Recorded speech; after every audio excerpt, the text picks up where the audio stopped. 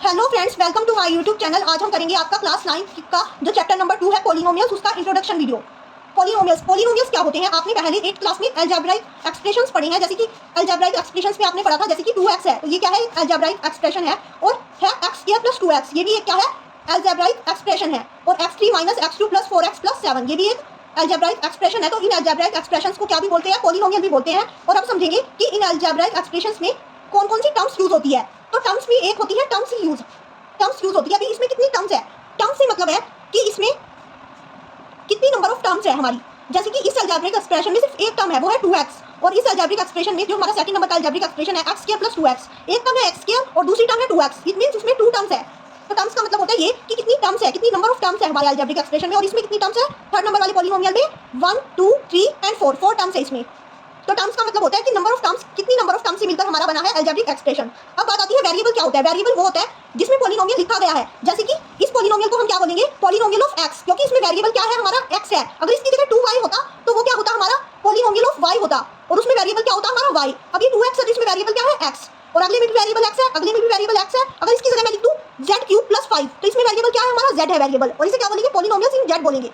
Polynomials इन z बोलेंगे। तो variable क्या होता है? हमारा वेरिएबल होता है जैसे कि a b c d x y z जो होते हैं वो हमारे वेरिएबल होते हैं। अब आते हैं कोफिशिएंट। कोफिशिएंट क्या होता है? कोफिशिएंट होता है जो हमारी ये टर्म्स होती है उसके साथ न्यूमेरिकल जो पार्ट होता है उसको हम कोफिशिएंट बोलते हैं। जैसे अगर यहाँ पे हम देखें x² का कोफिशिएंट क्या है, तो x² के साथ कुछ भी नहीं है न्यूमेरिकल पार्ट में, तो इसको माना जाएगा कि x² के साथ 1 है।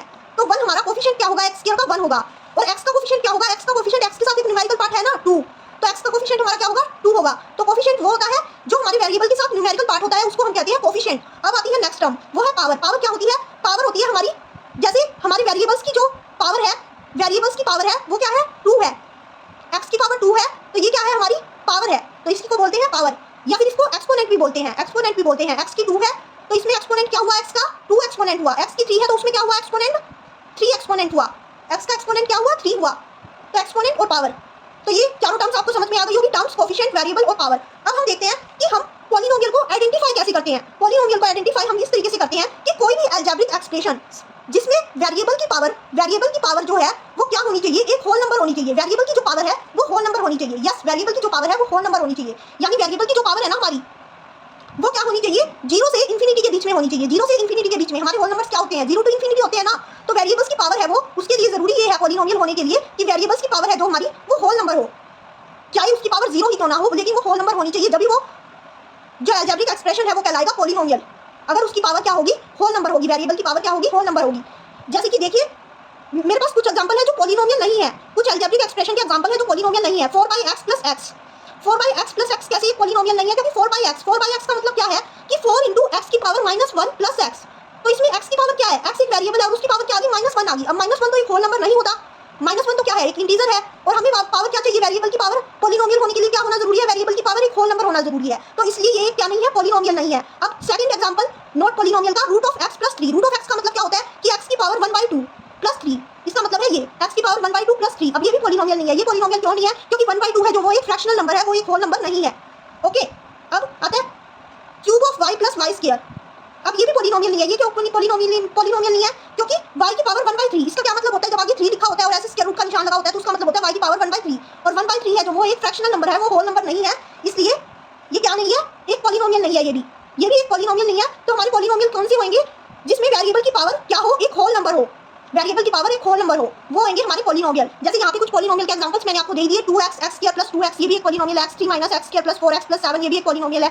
अब -2, ये भी एक पॉलिनोमियल है। क्योंकि ये क्या है? -2 एक पॉलिनोमियल है। ये कौन सा पॉलिनोमियल है? ये कांस्टेंट पॉलिनोमियल है। कांस्टेंट पॉलिनोमियल है क्योंकि इसमें वेरिएबल की कोई टर्म नहीं है ना, तो इसलिए ये क्या है? एक कांस्टेंट पॉलिनोमियल है। तो ये क्या है? एक कांस्टेंट पॉलिनोमियल है। और 0 क्या है? 0 एक 0 पॉलिनोमियल है। 0 क्या है? एक 0 पॉलिनोमियल है। 0 एक 0 पॉलिनोमियल है हमारा। तो आपको पता चल गया पॉलिनोमियल का मतलब कि कौन से पॉलिनोमियल हो सकते हैं हमारे और कौन से पॉलिनोमियल नहीं हो सकते। और पॉलिनोमियल की आइडेंटिफिकेशन क्या है? पॉलिनोमियल की आइडेंटिफिकेशन ये है कि जो वेरिएबल है उसकी पावर क्या होनी चाहिए? एक होल नंबर होनी चाहिए। तो अब हम जानते हैं कि degree of a polynomial, polynomial की डिग्री क्या होती है? पॉलिनोमियल की डिग्री होती है highest power of given variable, कि जो पॉलिनोमियल जिस वेरिएबल में होता है। जैसे कि यहाँ पे 5x3 + 4x2 + 7x, ये पॉलिनोमियल किस वेरिएबल में है? x वेरिएबल में है। तो ये पॉलिनोमियल x वेरिएबल में है, तो यहाँ पर x की हाईएस्ट पावर क्या है? x की हाईएस्ट पावर क्या है? x की हाईएस्ट पावर देखिए, x की पावर यहाँ पे 3 भी है, x की पावर 2 भी है और x की पावर 1 भी है, लेकिन इनमें से सबसे ज्यादा पावर कौन सी है? 3। सबसे ज्यादा हाईएस्ट पावर कौन सी है? 3 है हाईएस्ट पावर। तो इसकी डिग्री क्या हो जाएगी? इस पॉलिनोमियल की डिग्री 3 हो जाएगी। तो डिग्री क्या होती है? गिवन वेरिएबल की हाईएस्ट जो पावर होती है वो क्या होती है? डिग्री। तो इस पॉलिनोमियल की डिग्री क्या हो जाएगी? डिग्री हो जाएगी हमारी 3। डिग्री हो गई 3। अब 4 - y², ये क्या है? y का पॉलिनोमियल है, तो हमें y वेरिएबल की हाईएस्ट पावर देखनी है। y वेरिएबल की हाईएस्ट पावर यहाँ पे क्या है? 2 है। तो डिग्री क्या हो जाएगी? 2 हो जाएगी। डिग्री हो जाएगी 2। और अब अगला पॉलिनोमियल है 5t - √7। तो यहाँ पे वेरिएबल क्या है? हमारा t है वेरिएबल, और t की हाईएस्ट पावर क्या है? 1 ही है। 1 ही हाईएस्ट पावर है t की। तो डिग्री यहाँ पे क्या हो जाएगी? 1 हो जाएगी। डिग्री क्या हो जाएगी? 1 हो जाएगी यहाँ पे डिग्री। अब है 3 क्या है? एक कांस्टेंट नंबर है 3। तो ये कांस्टेंट पॉलिनोमियल मैंने आपको बताया था ना अभी, अगर कोई ऐसा नंबर हो जिसमें वेरिएबल ना हो तो उसको क्या बोलते हैं? कांस्टेंट पॉलिनोमियल बोलते हैं। और जो कांस्टेंट पॉलिनोमियल होता है उसकी डिग्री हमेशा क्या होती है? उसकी डिग्री हमेशा 0 होती है। उसकी डिग्री हमेशा 0 होती है। अब उसकी डिग्री 0 कैसे होती है ये भी समझा देती हूँ।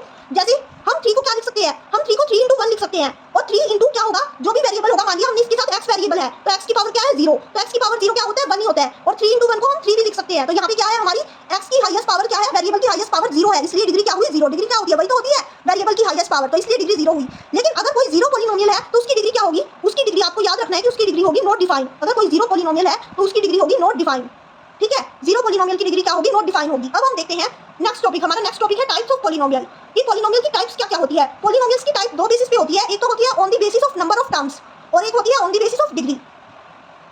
पहले हम देखेंगे कि टर्म्स के बेसिस पे पॉलिनोमियल कितने टाइप के होते हैं। टर्म्स के बेसिस पे पॉलिनोमियल 3 टाइप्स के होते हैं, मोनोमियल, बाइनोमियल और ट्राइनोमियल। और उसके बाद देखेंगे हम डिग्री के बेसिस पे पॉलिनोमियल कितने टाइप के होते हैं। डिग्री के बेसिस पे पॉलिनोमियल 3 टाइप्स के होते हैं, डिग्री के बेसिस पे भी, लीनियर, क्वाड्रेटिक, क्यूबिक। अब इनका मतलब समझते हैं सबका एक एक करके। इनका मतलब क्या है? सबसे पहले हम समझते हैं मोनोमियल का मतलब। मोनोमियल का मतलब है कि हमारा एक ऐसा पॉलिनोमियल जिसमें एग्जैक्ट 1 टर्म हो, जिसमें एग्जैक्ट 1 टर्म हो। अब मैं यहाँ पे आपको मोनोमियल के एग्जांपल्स दे देती हूँ। मोनोमियल भी ऐसा पॉलिनोमियल जिसमें सिर्फ एक टर्म हो। तो मोनोमियल के एग्जांपल हमारे पास हो सकते हैं जैसे कि 2x, ये क्या है? सिर्फ एक टर्म है। और ये हो सकता है एक मोनोमियल का एग्जांपल x², और एक हो सकता है x³। इनमें तीनों में क्या है? एक एक टर्म है, सब में एक एक टर्म है, सब में 2x, x² और x³।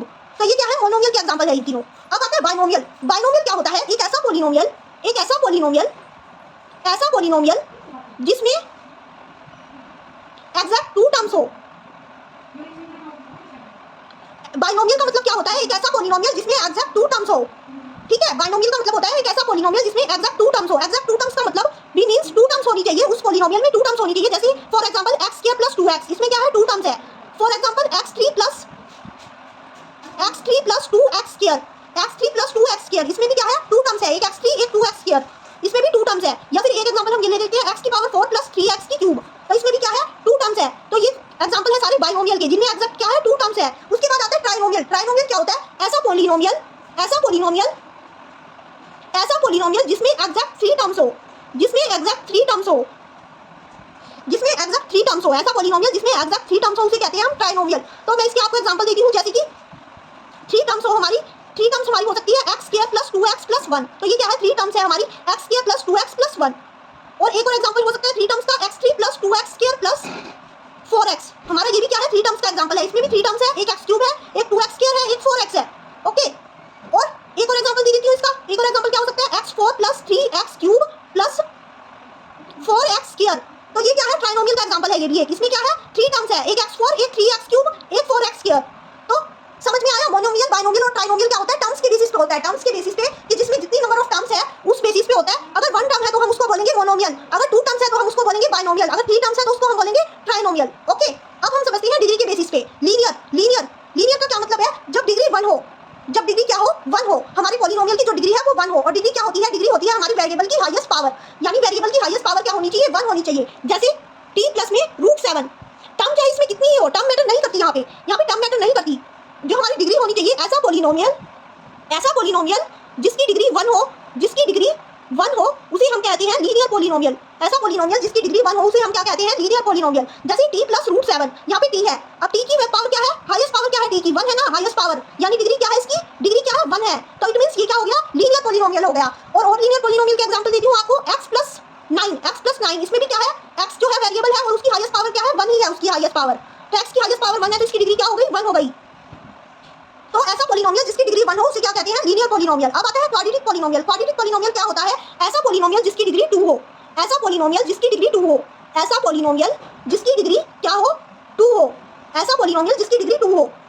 तो डिग्री क्या होती है? डिग्री होती है हमारी हाईएस्ट पावर ऑफ वेरिएबल। तो जो हमारा वेरिएबल है उसकी हाईएस्ट पावर क्या होनी चाहिए? 2 होनी चाहिए। जैसे x² + में 2x, ये किसका एग्जांपल है?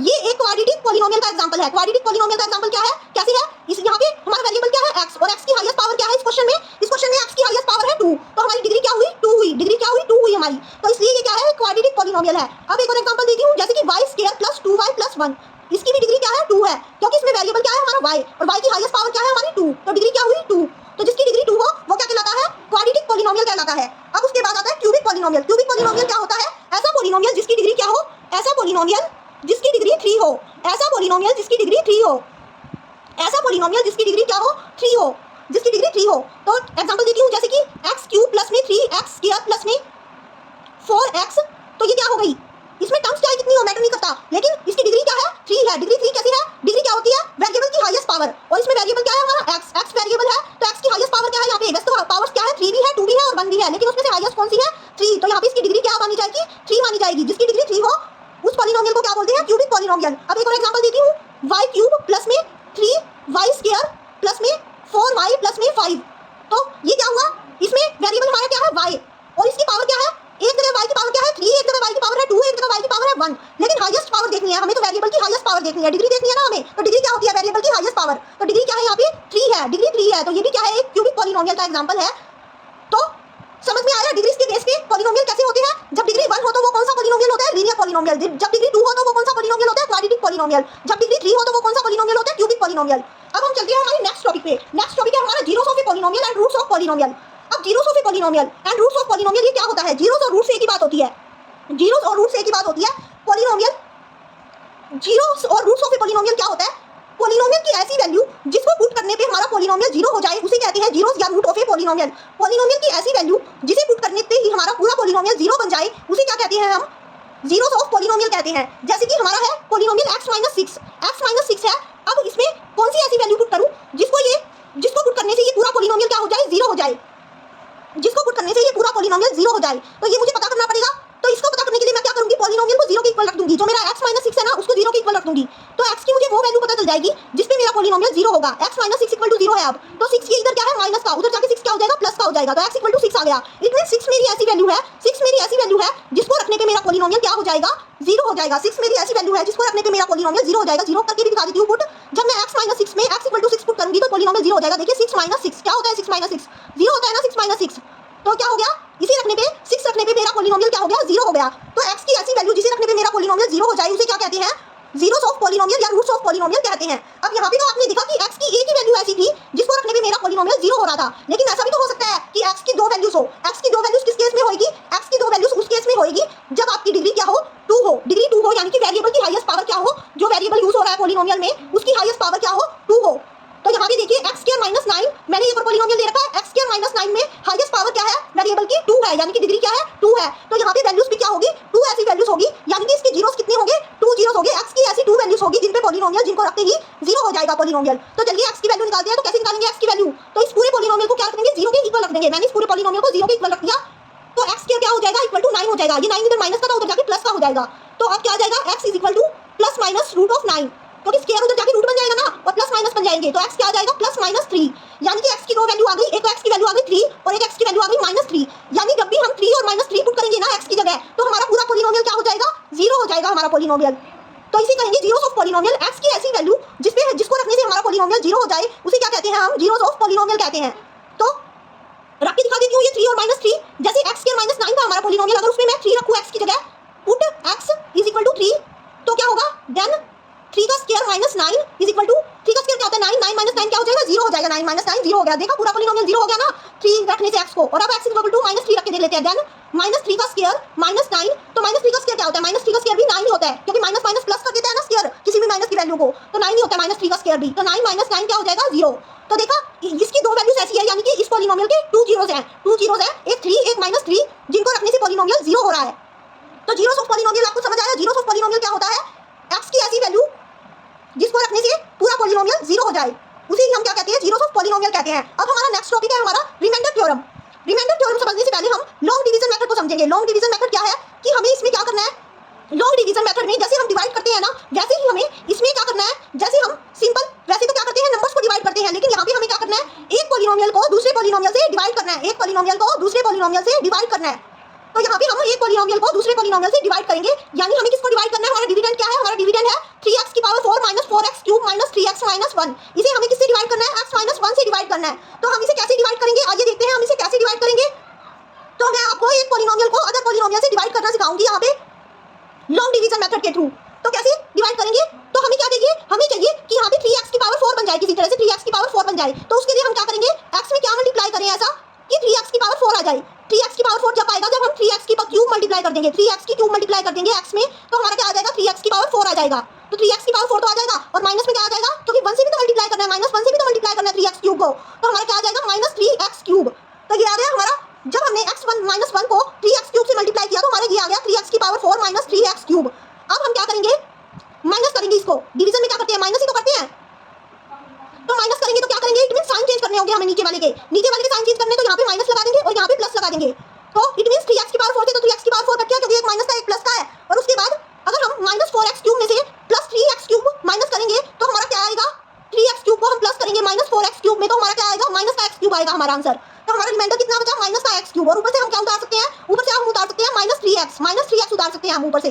अब हमें क्या बनाना है, अब हमें यहाँ पे बनाना है माइनस का x क्यूब। हम माइनस का x क्यूब कैसे बनाएंगे, माइनस का x क्यूब बनाने के लिए हम x को मल्टीप्लाई कर देंगे माइनस के x स्क्वायर से। माइनस के x स्क्वायर से क्या कर देंगे, मल्टीप्लाई कर देंगे x को। हम x को किससे मल्टीप्लाई कर देंगे, माइनस के x स्क्वायर से मल्टीप्लाई कर देंगे।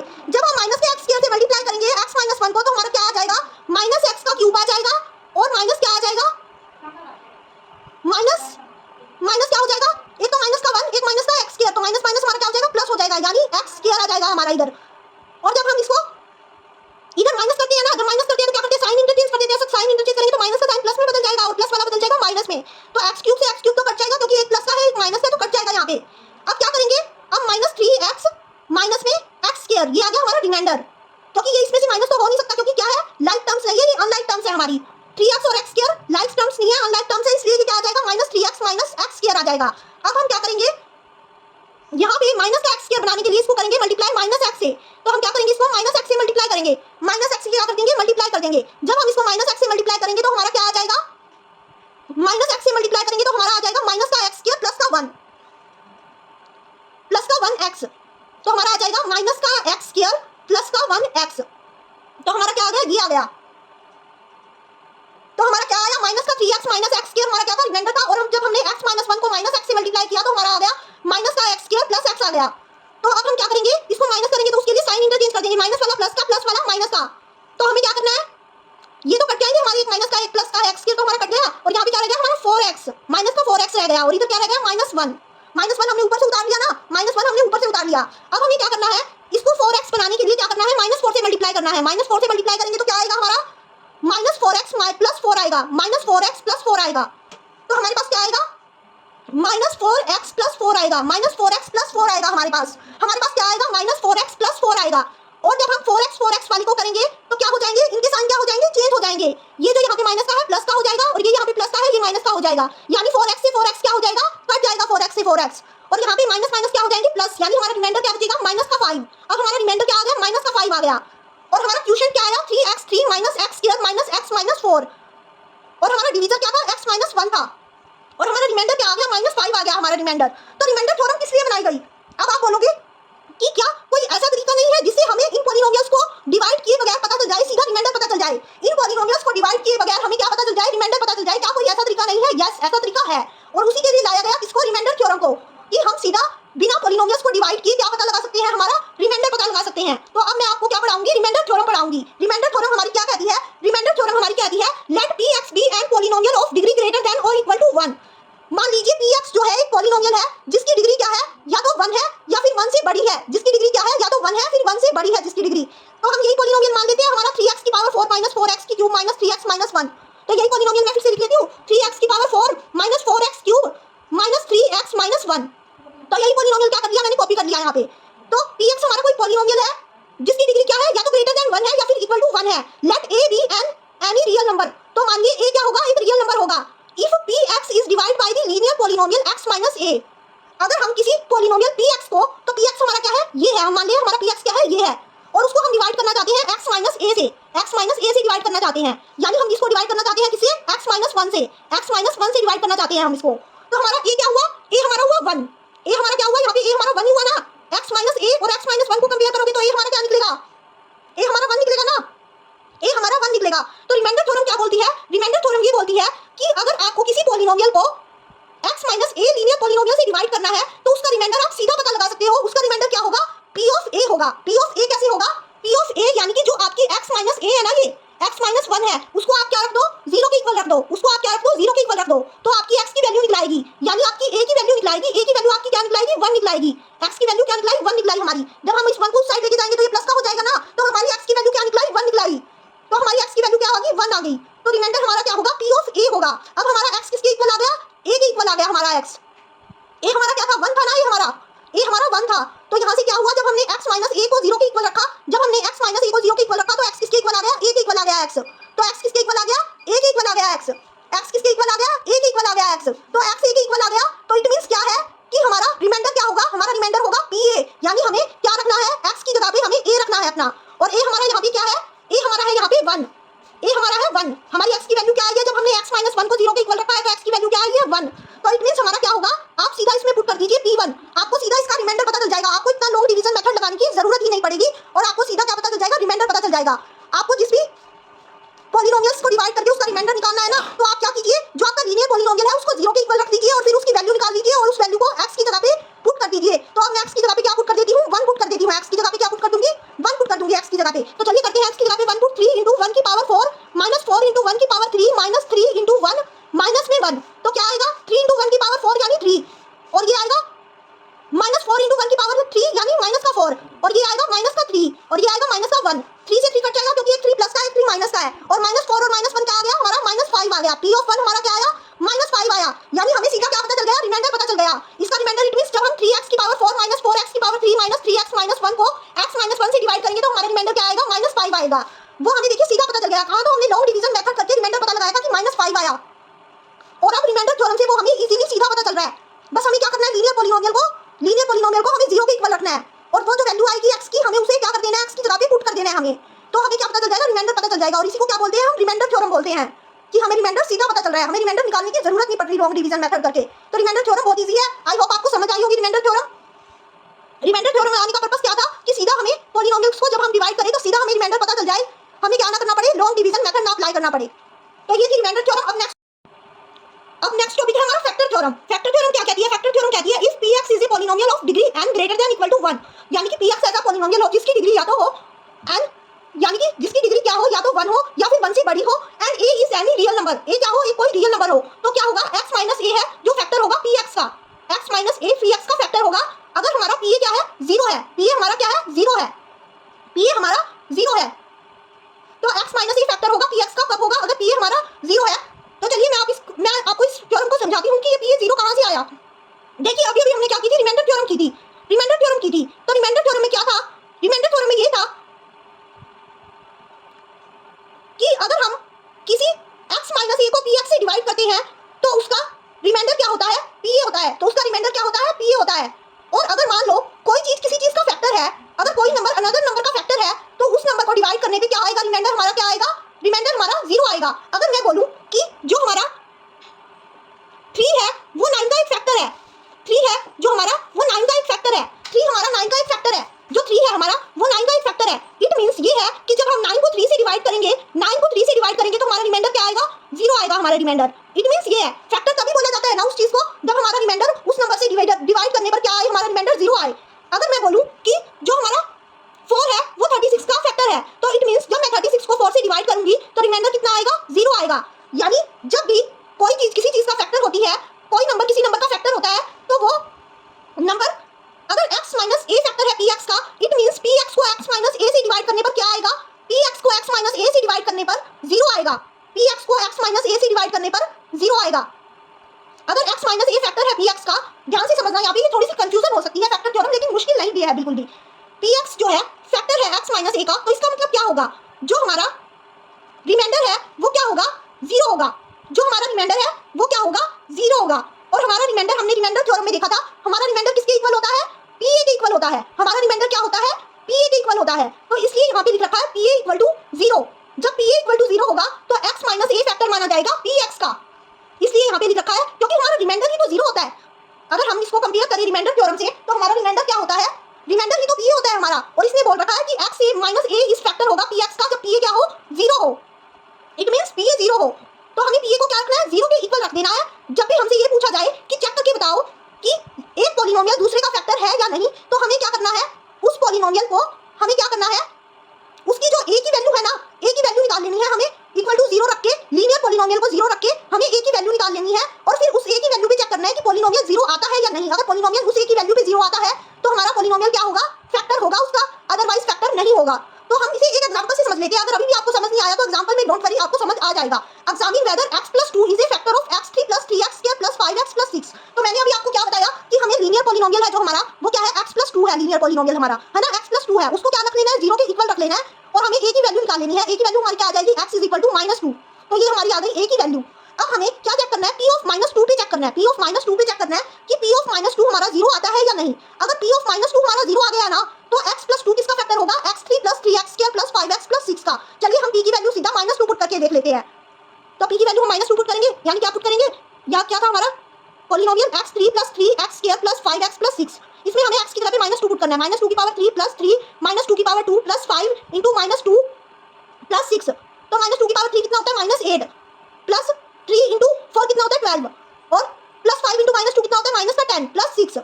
तो ये क्या आएगा, -8 + 12 कितना हो जाएगा, +4, और ये -10 + 6 कितना हो जाएगा, -4। तो 4 - 4 क्या होता है, 0। तो आ गया ना, p ऑफ -2 हमारा क्या आया, 0 आया। इट मींस x + 2 जो है वो फैक्टर है x3 + 3x2 + 5x + 6 का। तो ऐसे चेक करते हैं हम फैक्टर थ्योरम के थ्रू कि हमारा कोई पॉलिनोमियल अदर पॉलिनोमियल का फैक्टर है या नहीं। आई होप आपको फैक्टर थ्योरम समझ में आई होगी। फैक्टर थ्योरम क्या है, बस फैक्टर थ्योरम कुछ नहीं है, उसमें हमने रिमाइंडर थ्योरम से कंपेयर करना है उसको। रिमाइंडर थ्योरम में क्या होता है, रिमाइंडर हमारा क्या होता है, जब भी कोई किसी चीज का फैक्टर होता है तो रिमाइंडर हमारा 0 होता है, और रिमाइंडर हमारा क्या होता है, पीए होता है हमारा रिमाइंडर। हमें पता है रिमाइंडर पीए होता है, तो हम पीए को चेक कर लेंगे, पीए 0 के इक्वल आ रहा है या नहीं आ रहा।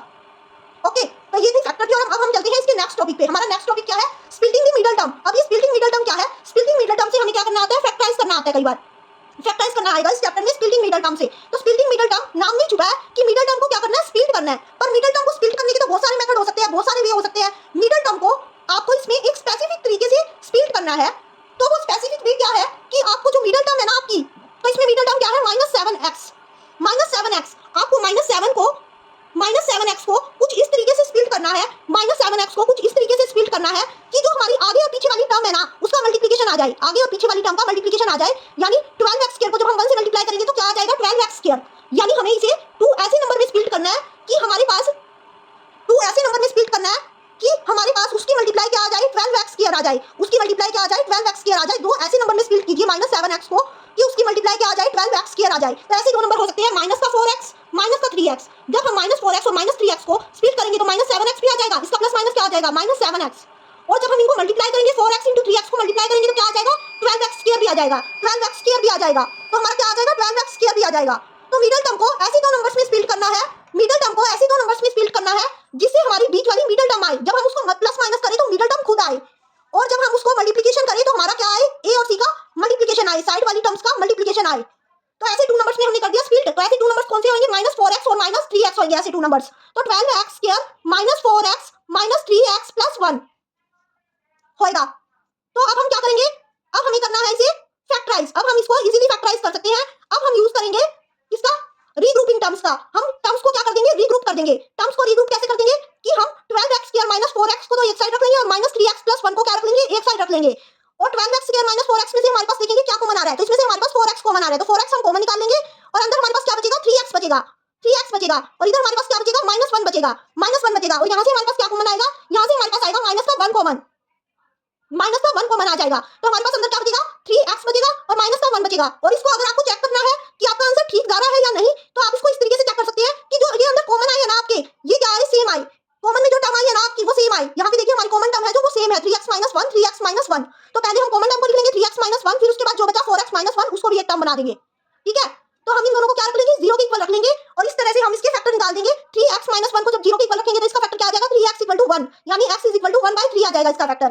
और जब हम 4x - 1 को 0 के इक्वल रखेंगे तो इसका फैक्टर क्या आ जाएगा, 4x = 1, 4x = 1, यानी x क्या आ जाएगा, 1/4 के इक्वल आ जाएगा। x क्या आ जाएगा, 1/4 के इक्वल, यानी यहाँ पे हमारी x की दो वैल्यूज आ गई, एक तो 1/3 और एक 1/4। तो हमारे x के क्या फैक्टर निकल गए, 1/3 और 1/4। तो इस तरह से स्प्लिटिंग मिडल टर्म के थ्रू फैक्टराइज करते हैं हम। अब इस चैप्टर का लास्ट टॉपिक है हमारा अलजेब्राइक आइडेंटिटीज। अलजेब्राइक आइडेंटिटीज है कुछ जो आपको क्वेश्चंस में इस चैप्टर में क्वेश्चंस में काम आएगी इस चैप्टर में। तो फर्स्ट हमारी अलजेब्रिक आइडेंटिटी है, ये तो शायद आपने 8th क्लास में पढ़ी भी हुई है, x + y का होल स्क्वायर। क्या होता है, किसके इक्वल होता है, x + y का होल स्क्वायर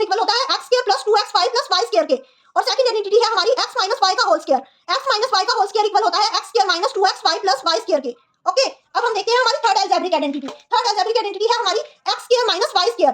तो ये क्या होती है x plus Y X minus Y. और उसके बाद है हमारी फोर्थ आइडेंटिटी। फोर्थ आइडेंटिटी हमारी क्या है x plus A X plus B किसके इक्वल होता है equal to X square plus A plus B X plus A B के। उसके बाद है हमारी फिफ्थ आइडेंटिटी वो क्या है x plus Y plus Z का होल स्क्वायर किसके इक्वल होता है एक्स के स्क्वायर प्लस वाई के स्क्वायर प्लस जेड के square plus 2xy plus 2yz plus 2zx के। अब उसके बाद आती है हमारी सिक्स्थ आइडेंटिटी वो क्या है हमारी x प्लस वाई का whole cube. x plus y का होल क्यूब किसके इक्वल होता है x cube plus y cube plus 3xy bracket start x plus y bracket close इसके इक्वल होता है। अब आया हमारी seventh identity x minus y का होल क्यूब किसके इक्वल होता है x माइनस वाई का होल क्यूब इक्वल होता है x की क्यूब माइनस वाई की क्यूब माइनस 3xy ब्रैकेट शुरू x minus y bracket close. Okay इसके इक्वल होता है x माइनस वाई का होल क्यूब। अब आती है हमारी एट्थ आइडेंटिटी वो क्या है x cube plus y cube plus z cube minus 3xyz किसके इक्वल होता है ये इक्वल होता है x plus Y plus z x square plus y square plus z square minus xy minus yz minus zx के equal. Okay तो ये हमारी 8 आइडेंटिटीज है जो आगे हमें एक्सरसाइज में क्वेश्चंस करने में काम में आएगी। ओके तो इस चैप्टर का इंट्रोडक्शन वीडियो होता है कंप्लीट। अगर आपको वीडियो अच्छी लगे तो like subscribe and share the channel. Okay